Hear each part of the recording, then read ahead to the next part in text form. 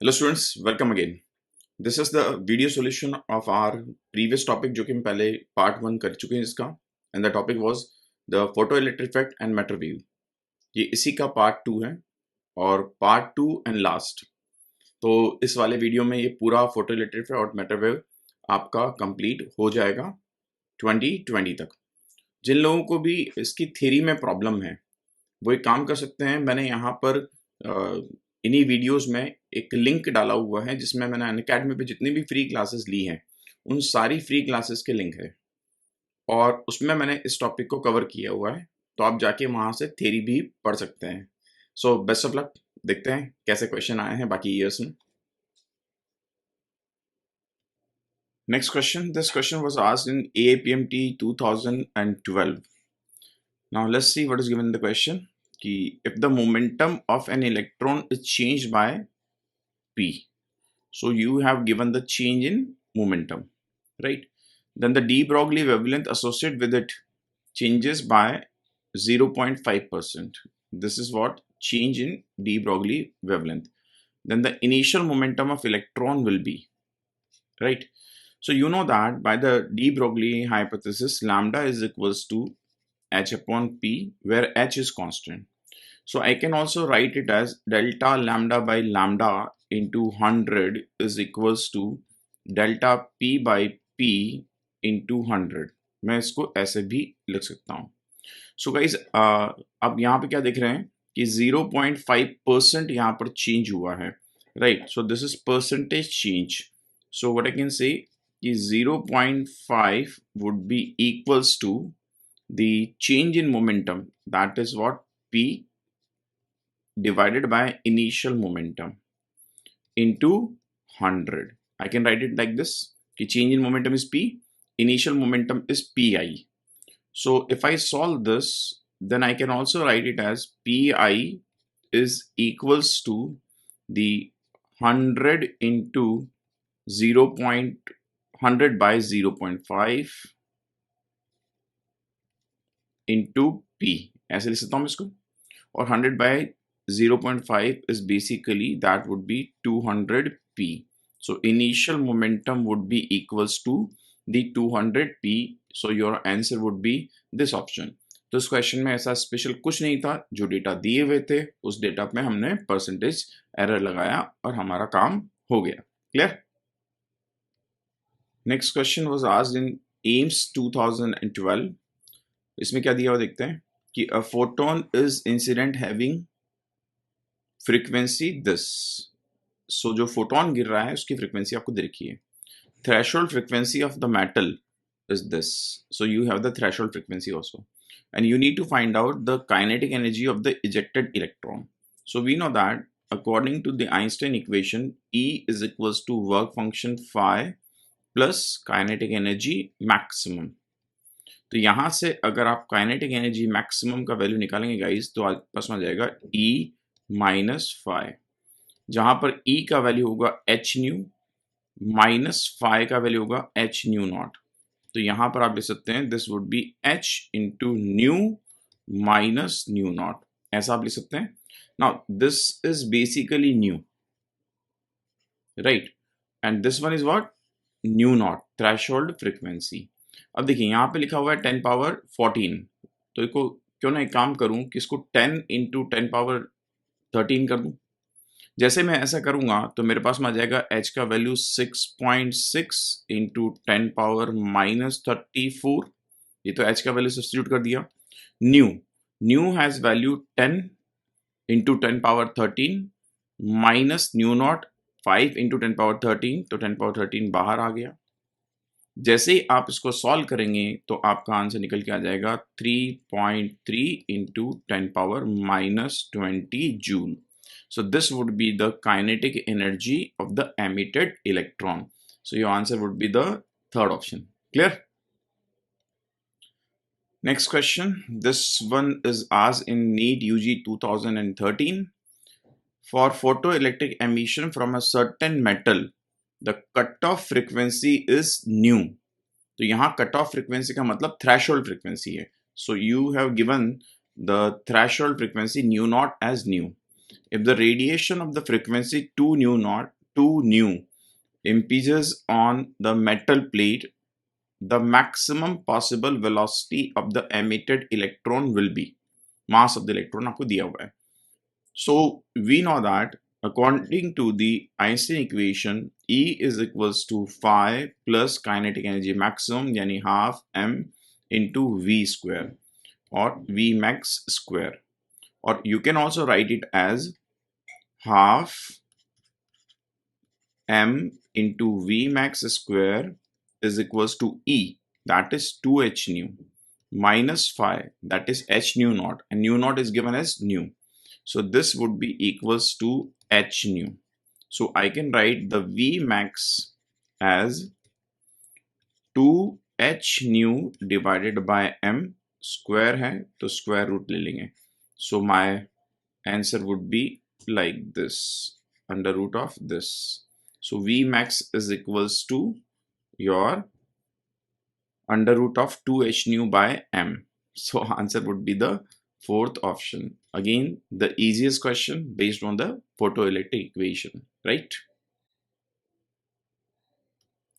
Next question. This one was in NEET UG 2013.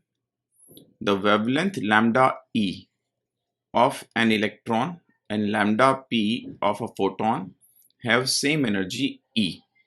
So you have given the same energy E. और आप options को ध्यान से देखेंगे तो आपको wavelength of electron, wavelength of photon, इनको कंपेयर करना है. ठीक है, तो चलिए शुरू करते हैं.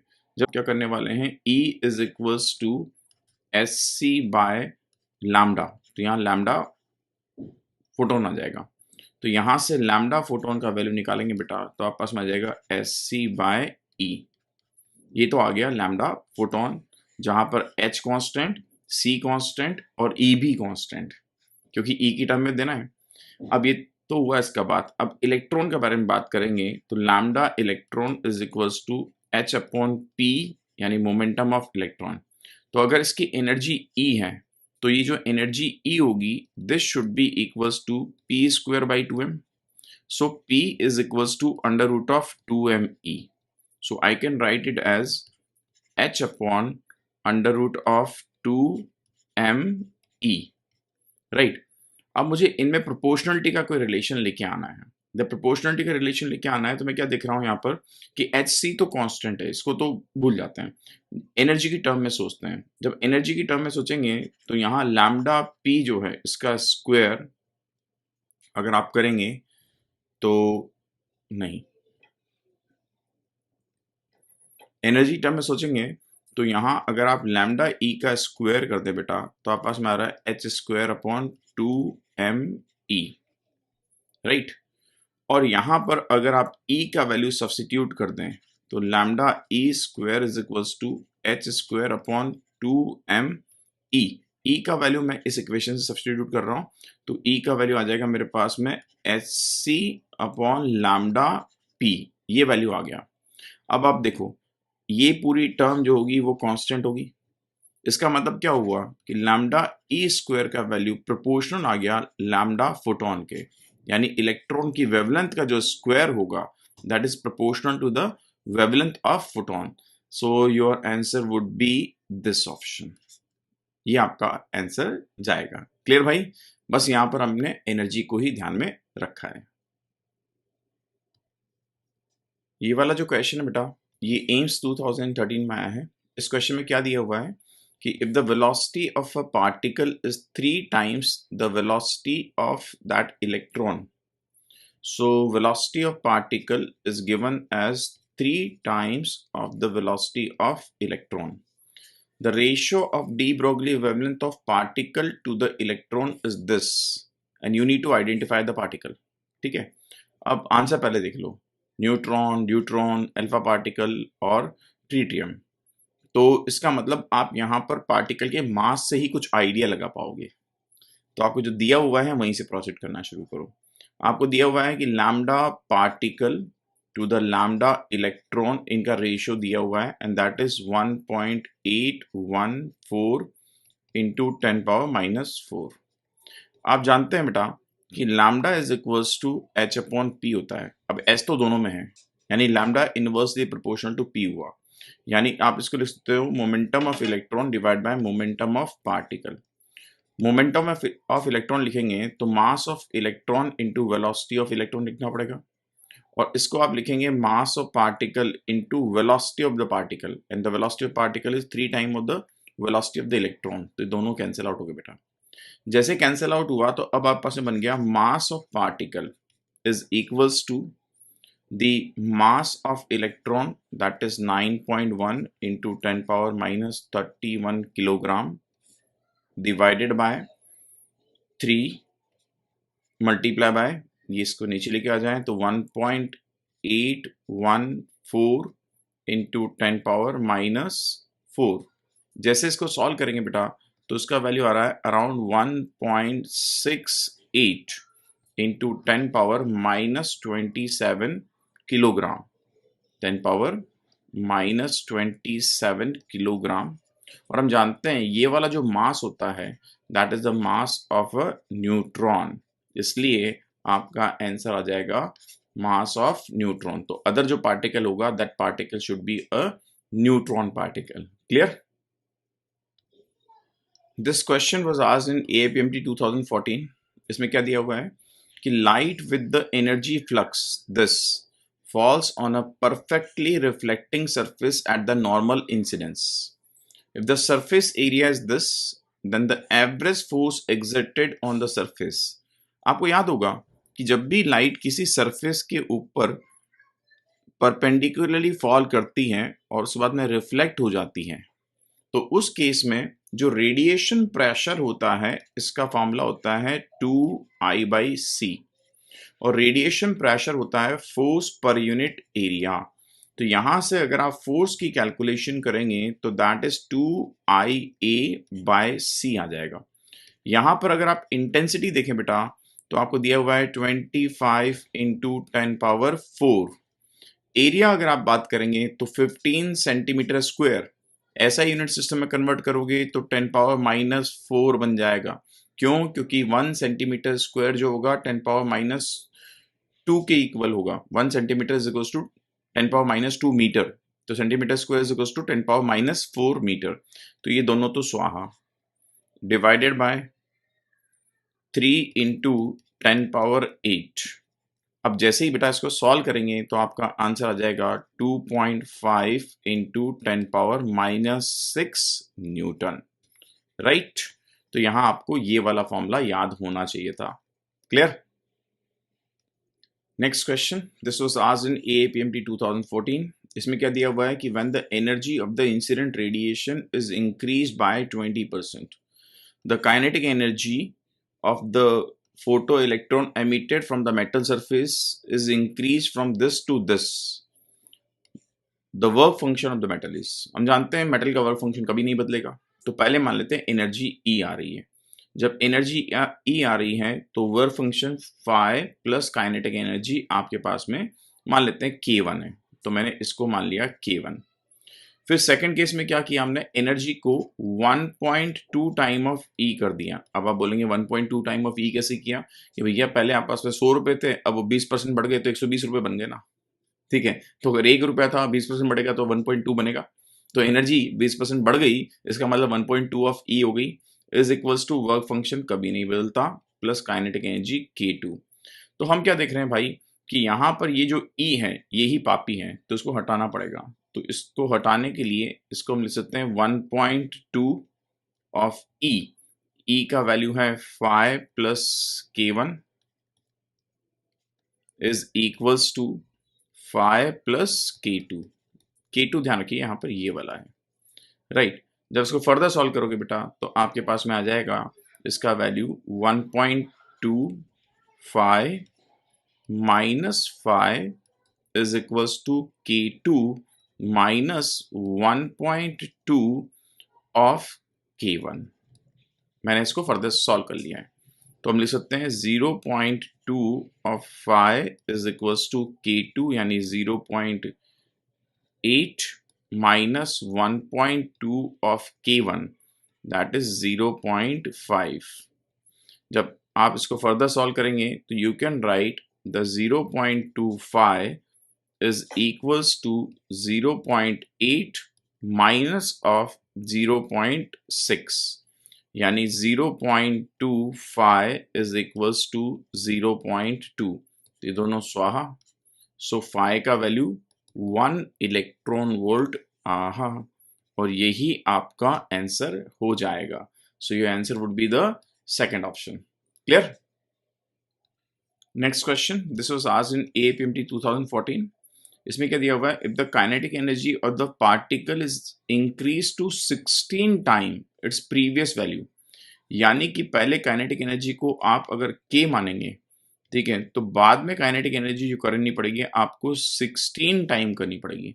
Then the percentage change in de Broglie wavelength of the particle, and you need to find out the percentage change in the de Broglie wavelength. तो सबसे पहले समझते हैं डी ब्रोगली वेवलेंथ है क्या। तो डी ब्रोगली वेवलेंथ होती है आप पास में h/p, और p की वैल्यू को लिख सकते हैं आप काइनेटिक एनर्जी की टर्म में √2m k, यानी हम बोल सकते हैं de Broglie wavelength is proportional to 1/√k। अब अगर आप यहां पर k की वैल्यू को 16 टाइम कर दोगे तो वेवलेंथ का जो वैल्यू होगा वो 1/4 टाइम हो जाएगा, यानी कि हम बोलते हैं कि जब काइनेटिक एनर्जी k है तो वेवलेंथ है लैम्डा। जब काइनेटिक एनर्जी को आपने 16k कर दिया तो वेवलेंथ का वैल्यू बन गया λ/4, राइट। अब वेवलेंथ में कितना चेंज हुआ, तो पहले है लैम्डा, बाद में हो गया λ/4, यानी कि पहले थी 100%, बाद में हो गई 25%, तो चेंज हो गया 75%। अब आप बोलो नहीं सर आप तो मैथमेटिक्स से बताओ, तो मैथमेटिक्स से निकालोगे तो λ/λ into 100 is equals to lambda final minus lambda initial divided by lambda initial into 100. अब lambda final minus lambda initial is equals to minus 3 lambda by 4, और lambda initial is lambda into 100। जैसे ही solve करेंगे तो -75%। ये minus क्यों आया, क्योंकि यहां पर डिक्रीज हो रहा है। क्लियर भाई? This question was asked in APMT 2015। इसमें क्या दिया हुआ है कि a certain metallic surface is illuminated with monochromatic light of wavelength lambda. The stopping potential for photoelectric current for this is 3V0. If the same surface is illuminated with light of wavelength 2 lambda, the stopping potential is V0. The threshold wavelength for this surface for the photoelectric effect is। So guys सबसे पहले question समझिए, आपको दिया हुआ है कि जब आप लाइट गिरा रहे हैं जिसकी वेवलेंथ है लैम्डा, तो उस केस में स्टॉपिंग पोटेंशियल है 3V0। बाद में आपने सेम मेटल सरफेस के ऊपर लाइट गिराई जिसकी वेवलेंथ हो गई 2 लैम्डा, ठीक है, तो स्टॉपिंग पोटेंशियल हो गया आप पास में V0। और आपसे बोला है यहाँ पे कि थ्रेशोल्ड वेवलेंथ बताइए, और थ्रेशोल्ड वेवलेंथ आप आंसर देख लो पहले से, लैम्डा की टर्म में बताना है। तो दो केस दिए हुए हैं, सबसे पहले बात करते हैं हम लोग केस फर्स्ट में, ये डेटा में। तो हम जानते हैं by Einstein photoelectric equation E has value phi plus E into VS। यहां देखिए E का value SC by lambda, case first में बात कर रहे हैं हम लोग, इज इक्वल्स टू फाई का value SC by lambda not plus stopping potential आपको दे रखा है 3V0, तो आप पास में आ जाएगा 3eV0। ये तो हमने केस फर्स्ट से निकाला, और ये बनेगा आपका केस 2। यहां पर ये जो नेक्स्ट इंफॉर्मेशन है this would be the case 2। Case 2 में आप क्या कर रहे हैं, वेवलेंथ को 2 लैम्डा कर रहे हैं और स्टॉपिंग पोटेंशियल V0 हो रहा है, जबकि मेटल सरफेस वो की हुई है, यानी आप SC by 2 lambda is equals to SC by lambda not, क्योंकि मेटल सरफेस वही है, प्लस यहां आ जाएगा आप पास में E इंटू V0, क्योंकि स्टॉपिंग पोटेंशियल का वैल्यू V0 हो गया है। ये आप पास में सेकेंड इक्वेशन बन गई। अब देखो आपको लैम्डा नॉट निकालना है और इन टर्म ऑफ लैम्डा निकालना है, इसका मतलब ये हुआ कि you need to remove the V0। तो V0 को रिमूव करने के लिए क्यों ना मैं एक काम करूं, इस पूरी इक्वेशन को 3 से मल्टीप्लाई कर दूं। जब 3 से मल्टीप्लाई करूंगा तो सब जगह आ जाएगा 3। फिर क्यों ना मैं एक काम करूं, इन दोनों इक्वेशंस को माइनस कर दूं, जैसे ही माइनस करूंगा तो आप देख रहे हैं वी नॉट अनवांटेड हट गया, तो आप पास में आ गया एस सी बाय लैम्डा, तो बाहर, तो बन जाएगा आप पास में 1 माइनस 3/2 इज इक्वल्स टू, यहाँ पर S C by lambda not बाहर, तो बन गया 1 माइनस 3। फर्दर सॉल्व करोगे तो एस सी से एस सी स्वाहा, 1 माइनस 3/2 इज माइनस 1/2, तो minus 1/2 into lambda is equals to minus 2 by lambda not. तो आप देख रहे हैं यहाँ से कि लैम्डा नॉट का वैल्यू आपके पास में आ जाएगा 4 लैम्डा के इक्वल, और यही आपका आंसर होगा। देखते हैं कौन से ऑप्शन में दे रखा है। This is given in the first option, और यही आपका आंसर बन जाएगा। Clear? Next question, this was asked in AIPMT 2015। इसमें बोला है कि radiation of energy E falls on a perfectly reflecting surface. The momentum transferred to the surface is where c is the velocity of light. तो यहां पर क्या हुआ कि आपने परफेक्टली रिफ्लेक्टिंग सरफेस लिया, इसके ऊपर फोटोन आया जिसका मोमेंटम है p। जब परफेक्टली रिफ्लेक्टिंग सरफेस है तो ऑब्वियस सी बात है, जब यहाँ पे चला जाएगा तो ये भी p से जाएगा, ठीक है। तो momentum transfer to the surface कितना होगा? That would be the change in momentum. So here the change in momentum would be 2p। और हम जानते हैं E is equals to M C square, और we can also write it as P C. तो momentum is equals to E by C. So you can write the change in momentum that is 2E by C. ये जो change in momentum होगा वो इस surface को transfer होने वाला है। So your answer would be the 2E by C. Clear? This question was asked in AIPMT 2015। इसमें क्या बोला है? Which of the following figure represents the variation of momentum and the associate de Broglie wavelength. हम जानते हैं कि lambda is equals to होता है एच अपॉन पी। तो आपके पास में lambda is inversely proportional to 1 upon P बन गया, तो ये रेक्टेंगुलर हाइपरबोला बनेगा। तो इसका मतलब ये तो नहीं है, ये भी नहीं है, ये भी नहीं है, तो हम क्या बोल सकते हैं? यही आंसर हो जाएगा। तो कुछ भी नहीं है इसमें तो, राइट। जैसे जैसे आप लैम्डा की वैल्यू बढ़ाएंगे, ऐसे भी सोच सकते हो, लैम्डा की वैल्यू बढ़ाएंगे वैसे वैसे मोमेंटम का वैल्यू कम होता जाएगा। तो लैम्डा बढ़ा रहे हैं, मोमेंटम का वैल्यू कम हो रहा है, रेक्टेंगुलर हाइपरबोला बन गया। सो this would be your answer. This question was asked in re AIPMT 2015। क्या दिया हुआ है कि light of wavelength this is incident on a metal with the work function this, right.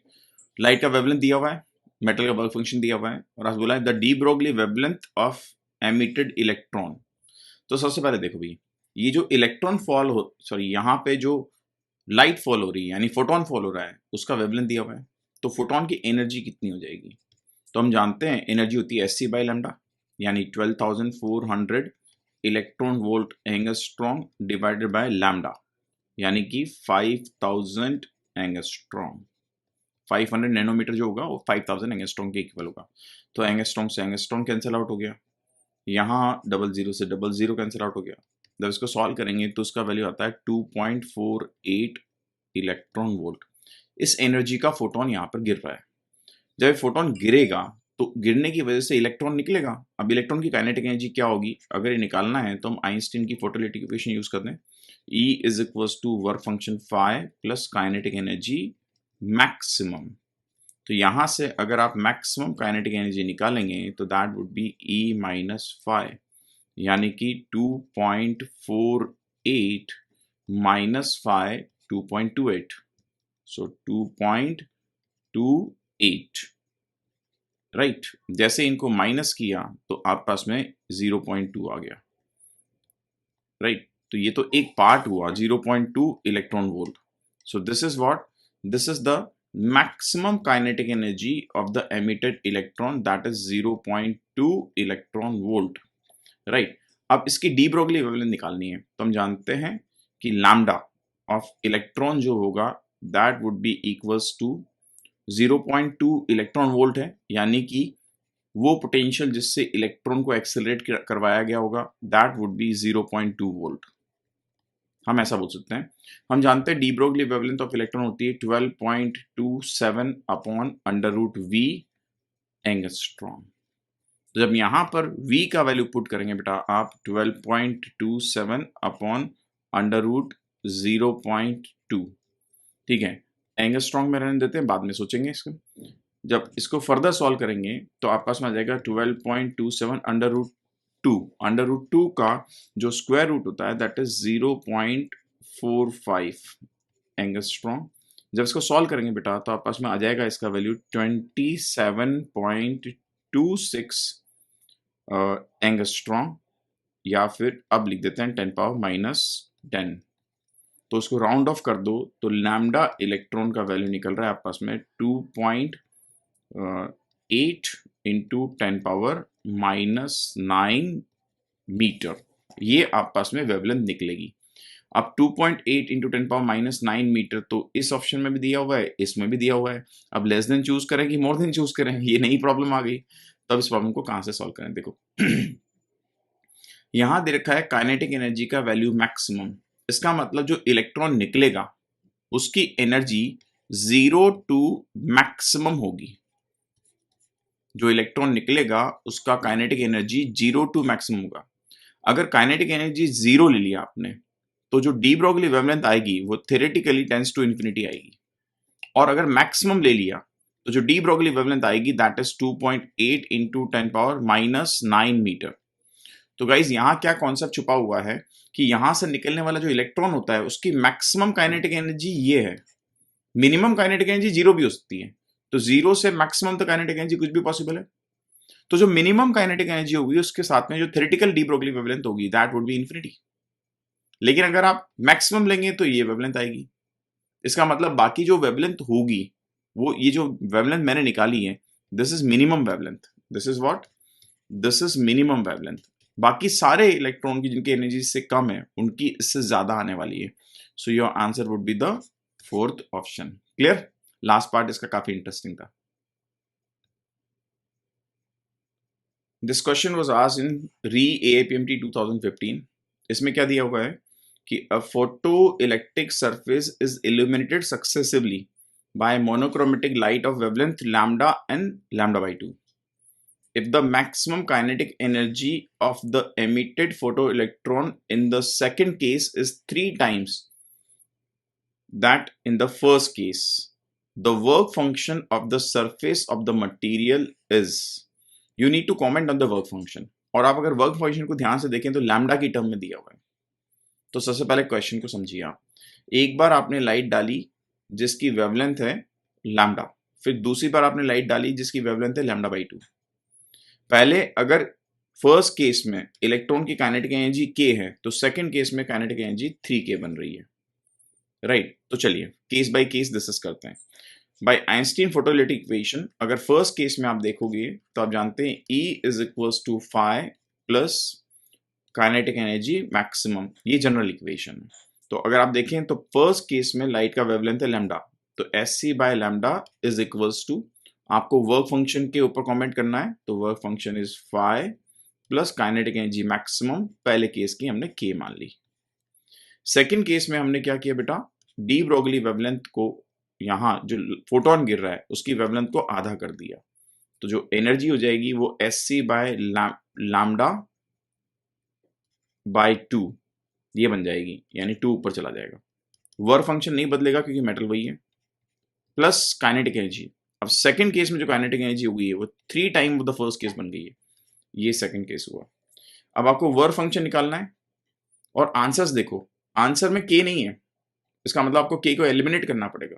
तो क्यों ना मैं एक काम करूं, इस इक्वेशन को 3 से मल्टीप्लाई कर दूं। जैसे ही 3 से मल्टीप्लाई किया तो मेरे पास में ये आ गया। अब क्यों ना एक काम करूं, दोनों इक्वेशंस को माइनस कर दूं। जैसे ही दोनों इक्वेशन को माइनस करूंगा तो मेरे पास में जो अनवांटेड था वो तो किल हो गया। सो अनवांटेड को तो हमने किल कर दिया है। तो 3SC bye lambda minus 2SC bye lambda, तो सिंपल बन गया SC बाय लैम्डा। ठीक है, 3 5 माइनस 5 यानी 2 5, यानी वर्क फंक्शन का वैल्यू निकल के आ जाएगा हमारे पास में SC बाय 2 लैम्डा, और यही आप लोगों का आंसर होगा। अब देखते हैं SC बाय 2 लैम्डा कहां दे रखा है। This is given in the second option. Clear? This question was asked in AIIMS 2015। इसमें क्या दिया हुआ है कि the threshold frequency for a photo sensitive metal is this, so you have given the value of new not. If the light of frequency this is incident on the metal, then the maximum kinetic energy of the emitted electron is. तो आप जानते हैं by Einstein equation E is equals to होता है आपके पास में phi plus kinetic energy maximum. यहां पर आप काइनेटिक एनर्जी मैक्सिमम लिखना चाहते हैं तो E माइनस फाई करना पड़ेगा आपको, जब E यानी एच न्यू माइनस फाई यानी एच न्यू नॉट, तो आपके पास में आ जाएगा H का वैल्यू। यहां आप इसको लिख सकते हैं further H new minus of new not. अब आप जानते हैं काइनेटिक एनर्जी मैक्सिमम का वैल्यू आ जाएगा H यानी 6.6 into 10 power minus 34 into new minus new not. तो देखो भाई न्यू नॉट तो दिया हुआ है आपको, न्यू ये दिया हुआ है, तो क्यों ना एक काम करूं यहां पर इसको लिख दूं 10 इंटू 10 पावर 13, तो आपस में आ जाएगा कितना 10 माइनस 7, 10 पावर 13 को बाहर ले लो। जैसे इसको सॉल्व करेंगे बेटा तो आपका आंसर आ जाएगा around 2 into 10 power minus 20 joule. This would be your answer, so answer would be the third option. Clear? Next question was asked in NEET 1 of 2016। 2016 में 2 बार नीट हुई थी, क्योंकि नीट मतलब ऑल इंडिया पेपर एक ही करवाना की हमने डिसीजन लिया था। तो सुप्रीम कोर्ट ने बोला था कि जो लोग अभी नहीं दे पाए उन लोगों के लिए कुछ नई लैंग्वेज में वापस से पेपर लिया जाए। तो देखो भाई, N electron of mass m and photon of same energy E, ठीक है, इलेक्ट्रॉन का मास आपको m दे रखा है और फोटोन दोनों की एनर्जी E दे रखी है। The ratio of de Broglie wavelength associated with them would be, यानी आपको de Broglie wavelength of electron और de Broglie wavelength of photon इन दोनों का रेशियो बताना है और एनर्जी E दे रखी है। तो हम जानते हैं de Broglie wavelength of electron बन जाएगा H upon under root of 2m E। अब फोटोन के बारे में बात करते हैं, तो हम जानते हैं फोटोन की एनर्जी होती है E is equals to SC by lambda, और ये लैम्डा फोटोन ही यहाँ पे डी ब्रोगली वेवलेंथ बनेगा यानी SC बाय E। तो यहाँ पे वैल्यू पुट कर दें लैम्डा फोटोन की, तो यहाँ आ गया HC बाय E, तो H से H स्वाहा, तो आपके पास में 1 अपॉन C, ठीक है, और under root of E by 2m। This would be your answer. अब ऐसा कौन सा ऑप्शन लिखा हुआ है? This is written in the first option. Clear? So देखा जाए तो ये भी रिपीट क्वेश्चन है। अगर किसी ने AAPMT के पुराने पेपर सॉल्व किए होते तो ये ऐसा क्वेश्चन पहले आ चुका है। फाइंड करो कि इसी सॉल्यूशन में कहां पर ऐसा दूसरा क्वेश्चन है। This question was asked in NEET 2016। इसमें क्या दिया हुआ है कि when a metallic surface is illuminated with radiation of wavelength lambda, the stopping potential is V. If the same surface is illuminated with the radiation of wavelength 2 lambda, then the stopping potential is V by 4. The threshold wavelength for the metallic surface is, right? तो दो case आपको दे रखे हैं और आपसे पूछा है threshold wavelength क्या होगी। आंसर पहले ही देख लो, threshold wavelength in term of lambda देना है, यानी आपको V को एलिमिनेट करना पड़ेगा। सो सबसे पहले वाले केस फर्स्ट में बात करो, तो हम जानते हैं E इज इक्वल्स टू होता है आप पास में फाई प्लस स्टॉपिंग पोटेंशियल की टर्म में E इंटू वी एस। तो पहले केस में देखो SC बाय लैम्डा, क्योंकि वेवलेंथ आपको लैम्डा दे रखी है, is equals to phi, phi का वैल्यू होगा SC बाय लैम्डा नॉट, जो कि निकालना है, plus E into V S. तो फर्स्ट केस में स्टॉपिंग पोटेंशियल V है, तो E इंटू वी बन गया। ये आपकी फर्स्ट इक्वेशन आ गई। सेकंड देखो, वेवलेंथ को कर दिया हमने हाफ, डबल, तो आप पास में आ जाएगा SC by 2 lambda. Metal surface same है, यानी वर्क फंक्शन में कोई चेंज नहीं होगा, तो फिर लैम्डा नॉट में कोई चेंज नहीं होगा। अब ऐसा करने पर जो स्टॉपिंग पोटेंशियल है ये बन गया V बाई 4, तो बन जाएगा E इंटू वी बाय 4। ये सेकंड इक्वेशन आ गई। अब भाई हमें तो V को हटाना है, तो क्यों ना एक काम करें, V को हटाने के लिए ये जो सेकंड इक्वेशन है उस पूरे को 4 से मल्टीप्लाई कर दें। जैसे 4 से मल्टीप्लाई करेंगे तो 4 से मल्टीप्लाई करते ही आप देखोगे इस 4 से ये वाला 4 स्वाहा, तो ये भी EV हो जाएगा, फिर दोनों को माइनस कर दें। अब जैसे इनको माइनस करोगे तो माइनस करते ही ये भी कैंसिल आउट हो गया, तो बचा क्या आपके पास में बचा HC माइनस ऑफ, ये कैंसिल आउट हो गया 2 टाइम, तो ये आ गया minus S C by lambda. कैसे? S C by lambda minus two S C by lambda, तो minus S C by lambda. अब S C by lambda not, तो ये बन जाएगा minus three H C by lambda not. तो S C से H सी स्वाहा, तो लैम्डा नॉट का वैल्यू जो आ गया आप पास में, that is equals to 3 lambda, right. अगर आप ध्यान से देखिए बेटा, तो ये वाला क्वेश्चन है, इस टाइप का क्वेश्चन थर्ड टाइम नीट ने रिपीट किया है। तो आप सीक्वेंस देखिए, they are repeating the same type of question again and again, इसलिए आपको प्रीवियस ईयर के क्वेश्चन करना जरूरी है। This question was asked in NEET 2016। इसमें क्या दिया हुआ है? The photon of energy 5 electron volt are incident on a cathode C of a photoelectric cell. The maximum energy of the emitted photoelectron is 2 electron volt. When the photon of energy this fall on the cathode C, no photoelectron will reach the anode A. If the stopping potential of A relative to C, तो आप देखो दो case दिए हुए हैं।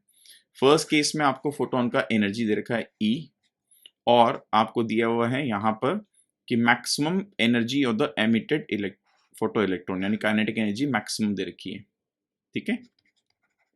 तो आप पहले इंफॉर्मेशन को यूज करो। जब इस इंफॉर्मेशन को यूज करोगे तो आप जानते हैं आइंस्टीन इक्वेशन है E is equals to phi plus K maximum. यहां से वर्क फंक्शन निकालो, तो E minus of K max.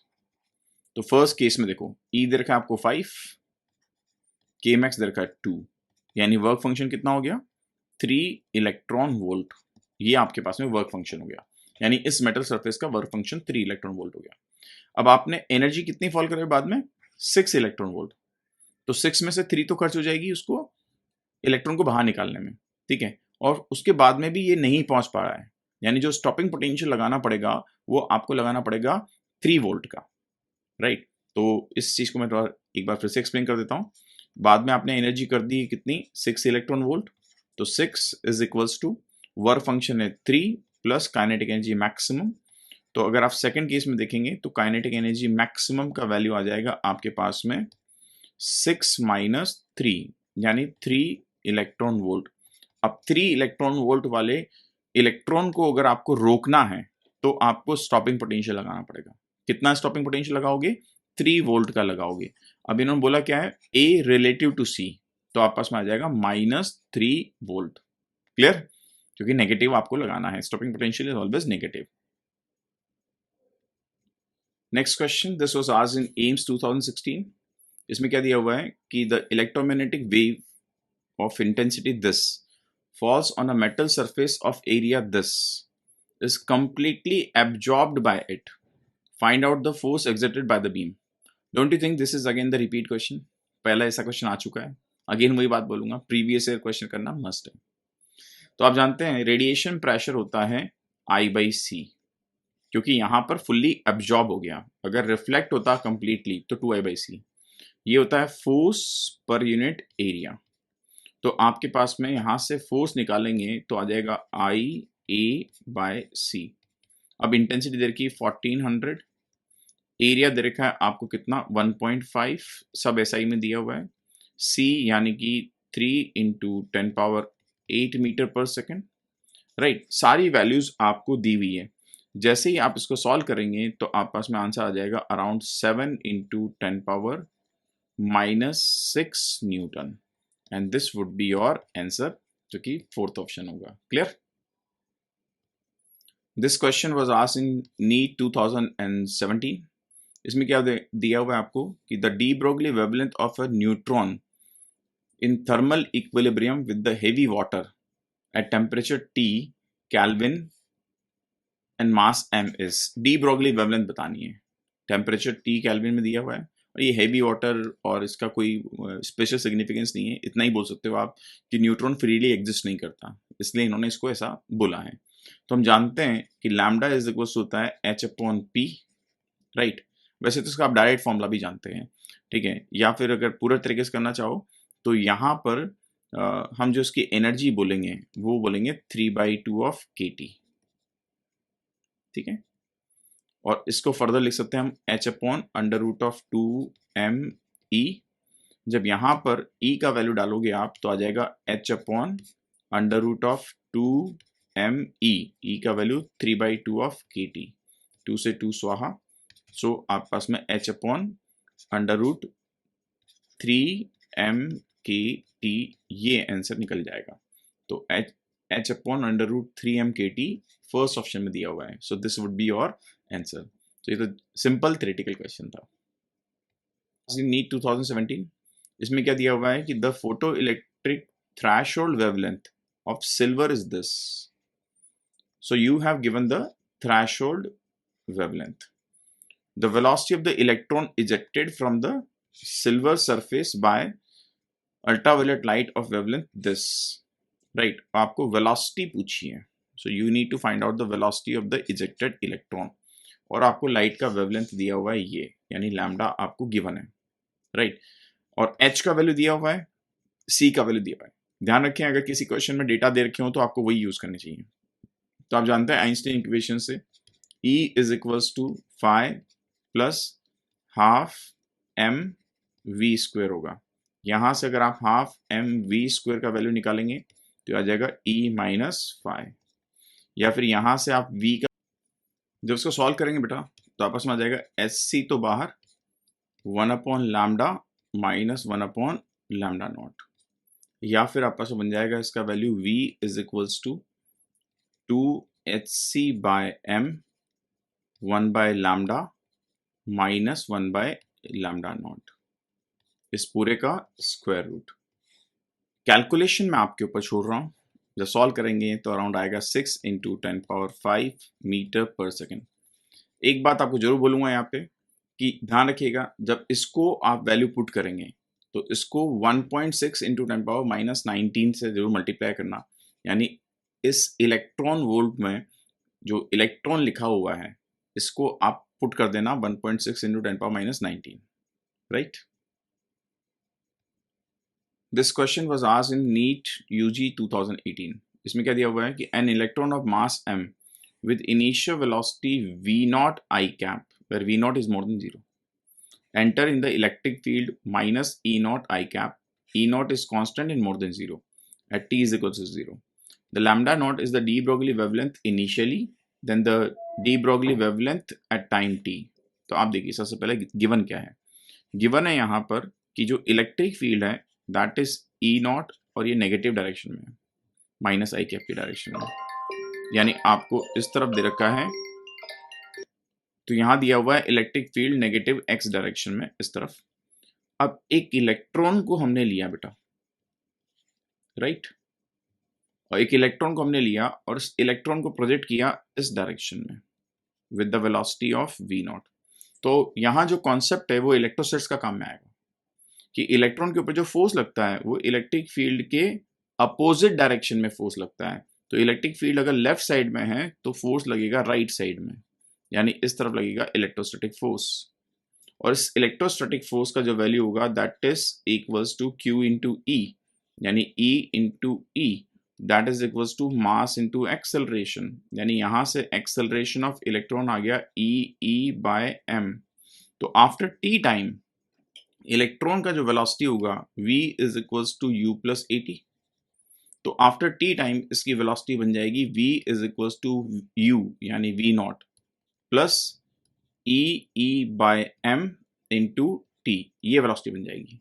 तो आफ्टर टी टाइम इसकी जो डी ब्रोगली वेवलेंथ बनेगी वो बनेगी lambda is equals to h/p या फिर h/mv, ये डी ब्रोगली वेवलेंथ आपस में बनेगी। mv तो यहां पर हम लोग v का वैल्यू पुट कर देंगे, तो v naught plus E/m into T, यही आपका आंसर बनेगा।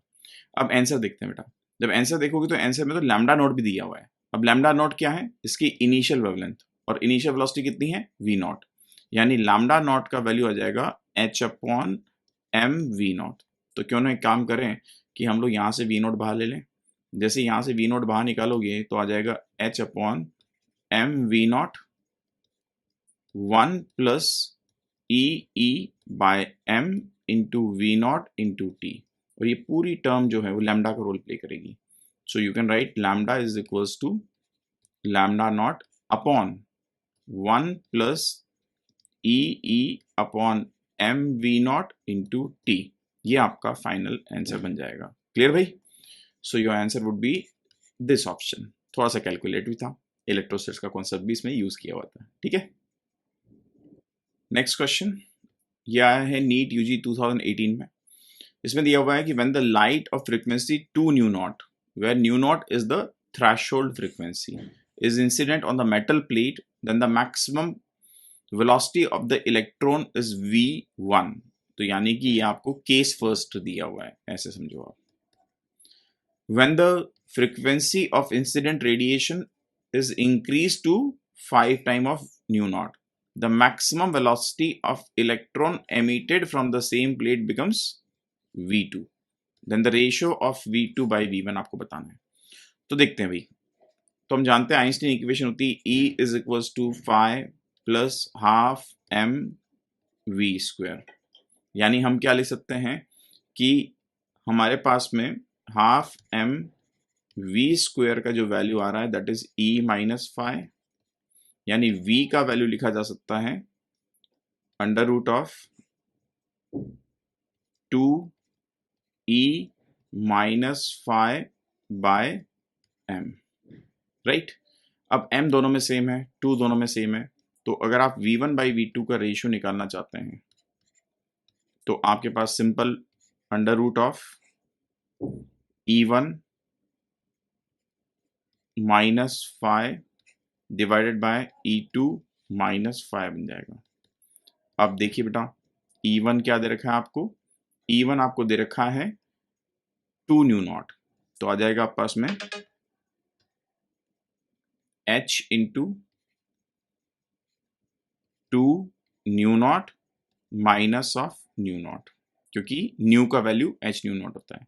बाद में हमने फ्रीक्वेंसी को कर दिया है कितना? 5 टाइम्स, तो H into 5 time of new not minus of new not, तो S से H, न्यू नॉट से न्यू नॉट कैंसिल आउट हो गया, तो ये जो रेशियो निकल के आ जाएगा that is under root of, यहां से 1 बना, यहां से 4 बना, तो अंडर रूट 1/4 यानी 1/2, ये रेशियो निकल के आ जाएगा and this would be your answer. So answer आ जाएगा आपका फर्स्ट क्वेश्चन। क्लियर?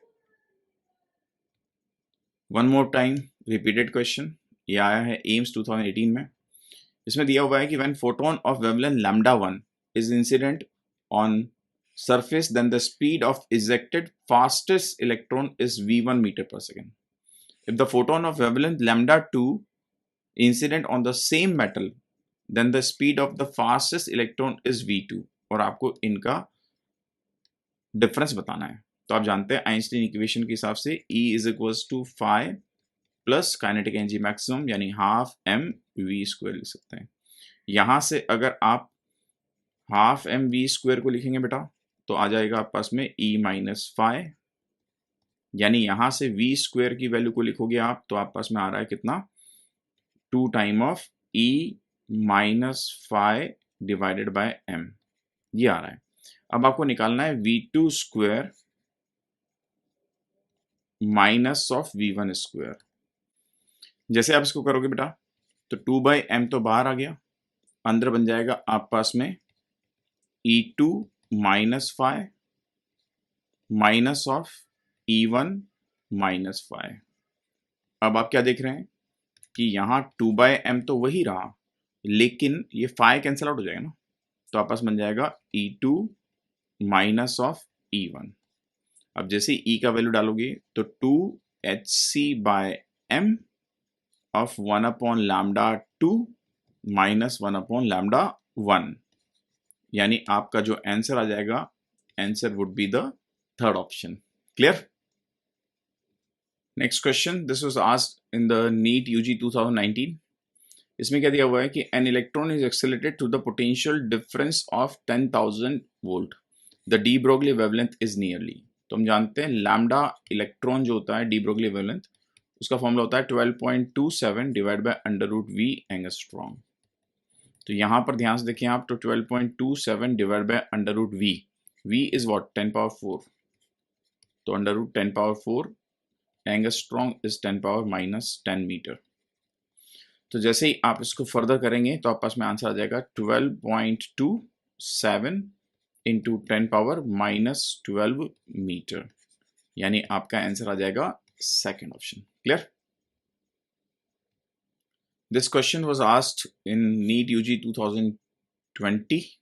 इसमें बोला है कि लाइट ऑफ एवरेज फ्लक्स, यानी आपको इंटेंसिटी दी हुई है, right, falls on a non-reflecting surface at normal incidence having the surface area this. The energy received by the surface during the span of 1 minute। ठीक है, तो आप देखो, आप जानते हैं इंटेंसिटी होती है energy per unit area per unit time. अब एनर्जी बतानी है तो आ जाएगा intensity into area into time. अब इंटेंसिटी देखो क्या दे रखी बेटा इस क्वेश्चन में, इंटेंसिटी इज 20 वॉट पर सेंटीमीटर स्क्वायर। एरिया देखिए 20 सेंटीमीटर स्क्वायर। यहां मैंने जानबूझ के यूनिट लिखी है ताकि आप ध्यान दें कि यूनिट में आपको बिल्कुल भी केयरलेसनेस नहीं लेके आनी है। यहां सेंटीमीटर स्क्वायर कैंसिल आउट हो गया, और जो टाइम दे रखा है that time is what 1 minute. 1 minute बोले तो 60 सेकेंड। ठीक है, तो 60 सेकेंड। वॉट होता है जूल पर सेकेंड, तो सेकेंड से सेकेंड कैंसिल आउट हो जाएगा। जैसे ही सॉल्व करेंगे तो आपका आंसर आ जाएगा 24 into 10⁻³ joule. This would be your answer, यानी फोर्थ ऑप्शन आपका आंसर बन जाएगा। Clear? This question was asked in NEET 2020। क्या दिया हुआ है, an electron is accelerated from the rest through a potential difference of v volt. The de Broglie wavelength of the electron is this and you need to find out the potential difference. ये simple question. हम जानते हैं कि D Broglie wavelength of electron होती है 12.27 upon √v angstrom. अब lambda electron दे रखा है आपको 1.227 इंटू 10⁻⁻2 नैनो बोले तो 10⁻⁹ metre is equals to 12.27 upon √v angstrom बोले तो 10⁻⁻10। क्लियर? जब इसको सॉल्व करेंगे आप तो अब आई थिंक कैलकुलेशन तो इन्होंने खुद ही दे दी है। जब इसको सॉल्व करेंगे आप तो क्या पाएंगे, इसको लिख सकते हैं हम लोग 12.27 इंटू 12.27 हमने यहाँ लिया है तो बन जाएगा 10⁻⁻12 is equals to 12.27 upon √v into 10⁻⁻10। ये तो कैंसिल आउट हो गया, ये आपस बन गया √v इज इक्वल्स टू 10⁻2, ये नीचे चला गया फिर ऊपर आ गया, तो v is equals to 10⁻4 volt. इस वोल्टेज से इस इलेक्ट्रॉन को एक्सेलरेट किया गया होगा, यानी आपका आंसर आएगा first option. Clear? Next question, this was asked in NEET UG 2020। इसमें क्या बोला है, light of frequency 1.5 time of the threshold frequency is incident on a photosensitive material, right, what will be the photoelectric current if the frequency is halved and intensity is doubled। सबसे पहले समझिए भाई, intensity से कुछ ना होता, electron को अगर निकालना है तो उसके लिए 1 photon is responsible for the emission of 1 electron, तो इंटेंसिटी का तो यहाँ पे कोई रोल ही नहीं है। तो अगर मैं थ्रेशोल्ड फ्रीक्वेंसी को न्यू नॉट मानता हूं तो केस फर्स्ट में आपने जो लाइट फॉल करवाई थी उसकी frequency 1.5 time of new not हो रही थी, लेकिन केस 2 में आपने जो लाइट फॉल करवाई है उसका फ्रीक्वेंसी पुराने वाले का हाफ हो गया। अगर फ्रीक्वेंसी हाफ हो गया तो 0.75 ऑफ न्यू नॉट हो गया। तो आप अगर ध्यान से देखें तो जो न्यू डैश आ रहा है इसका value less than new not हो गया। अगर न्यू डैश का value less than new not हो जाएगा, यानी कि फ्रीक्वेंसी का वैल्यू थ्रेशोल्ड फ्रीक्वेंसी से छोटा हो जाएगा, तो इलेक्ट्रॉन निकलेगा ही नहीं। जब इलेक्ट्रॉन निकलेगा ही नहीं यानी फोटो इलेक्ट्रिक इफेक्ट होगा ही नहीं, तो फिर फोटो करंट होने का तो सवाल ही पैदा नहीं होता, इसलिए आपका आंसर बन जाएगा 0। इसमें आपको बेवकूफ बनाने की कोशिश करी थी इन्होंने। क्लियर?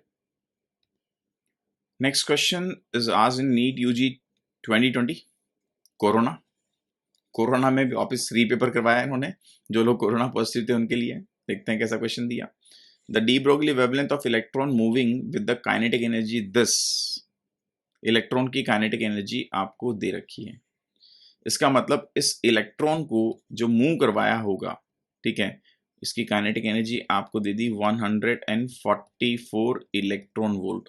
यानी कि इस इलेक्ट्रॉन को जो एक्सेलरेट किया गया होगा वो पोटेंशियल लगा के एक्सेलरेट किया होगा 144 वोल्ट। ये पोटेंशियल लगा के एक्सेलरेट किया होगा।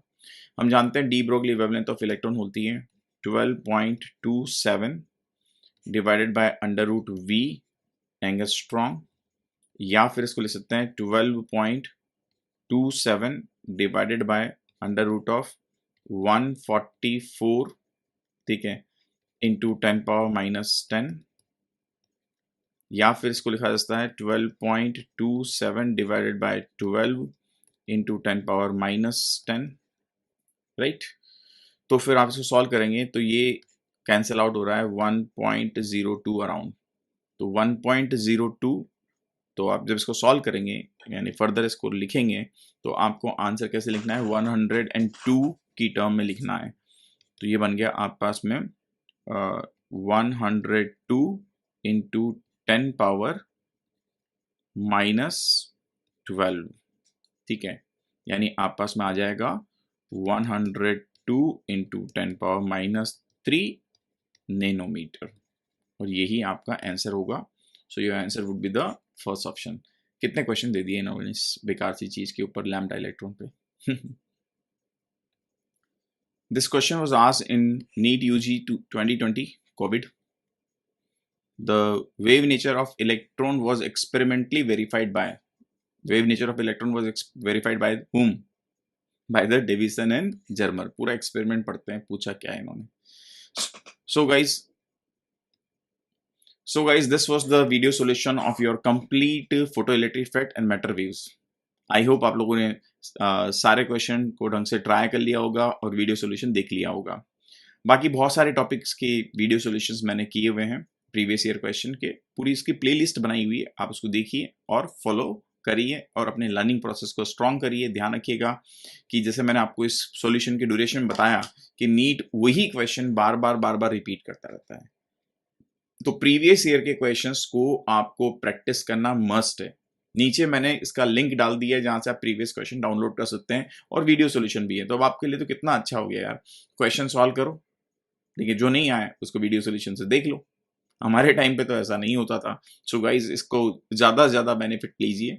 This is for all the student of our country, ताकि ज्यादा से ज्यादा लोग बेनिफिट ले पाए, चाहे कोई कोचिंग में जा रहा हो या नहीं जा रहा हो, ठीक है।